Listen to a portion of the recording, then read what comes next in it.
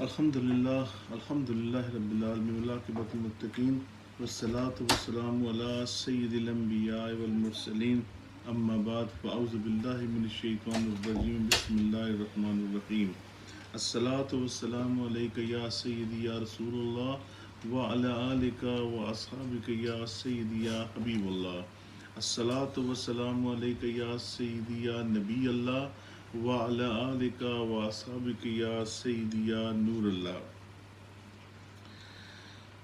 قال اللہ تبارک و تعالی فی القرآن المجید والفرقان الحمید قد افلح من زکاہا وقد خاب من دسہا صدق اللہ العظیم وصدق رسولہ النبی الکریم. تمام تعریفیں اللہ رب العزت کی ذات پاک کے لیے اور ہر طرح کا درود پاک نبی مکرم نور مجسم سرور کائنات صلی اللہ تعالی علیہ وآلہ وسلم کی ذات مقدسہ کے لیے. میرے بہت ہی محترم دوستوں، بھائیوں، بہنوں، السلام علیکم ورحمۃ اللہ وبرکاتہ. وعلیکم السلام ورحمۃ اللہ وبرکاتہ. ماشاء اللہ عز و جل ابھی چھوٹے سے معصوم بچے صوفی محمد یوسف احمد نے تلاوت کلام پاک پڑھی. ماشاءاللہ بہت ہی پیاری، اللہ رب العزت اسے استقامت عطا فرمائے. اور اس کے ساتھ ساتھ صوفی حارث اسلم نے غصے کے بارے میں بچوں کی تربیت کے لیے بہت ہی اچھا ایک واقعہ فرمایا.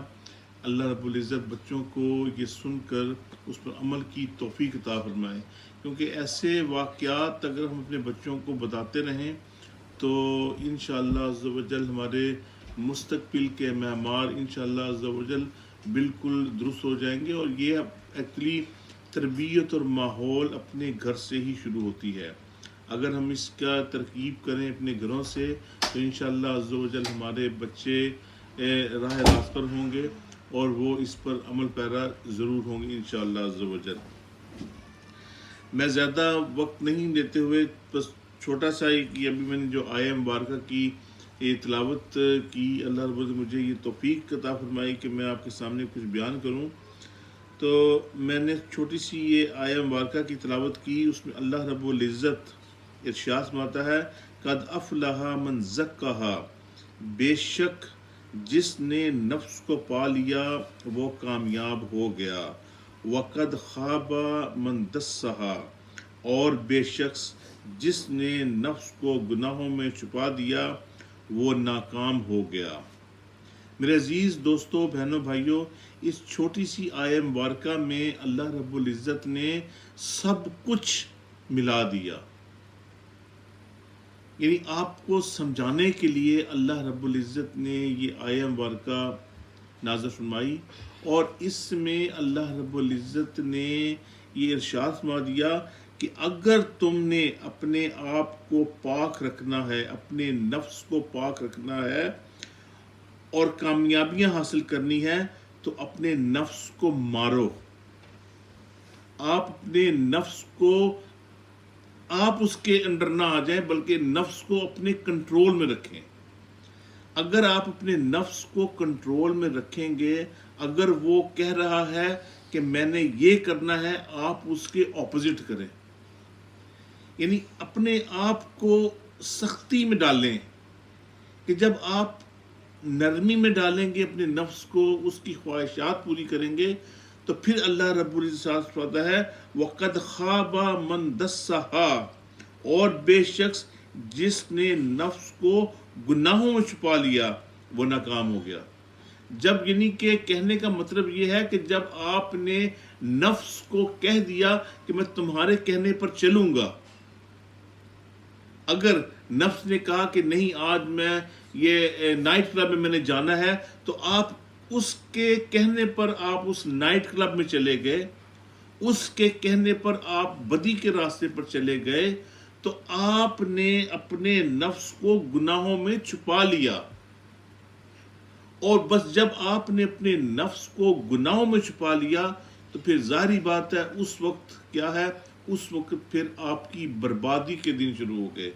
ظاہری طور پر دنیاوی طور پر آپ خوش ہوں گے, آپ کو تسکین ملے گی, لیکن روحانی طور پر اندر سے آپ ٹوٹ چکے ہوں گے.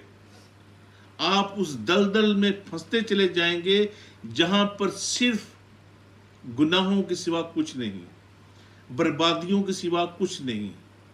اور اللہ رب العزت نے جب آپ کو ہدایت عطا کر دی تو بے شک آپ اس مراد کو پہنچ گئے جس کا اللہ رب العزت نے قرآن پاک میں ارشاد فرمایا ہے.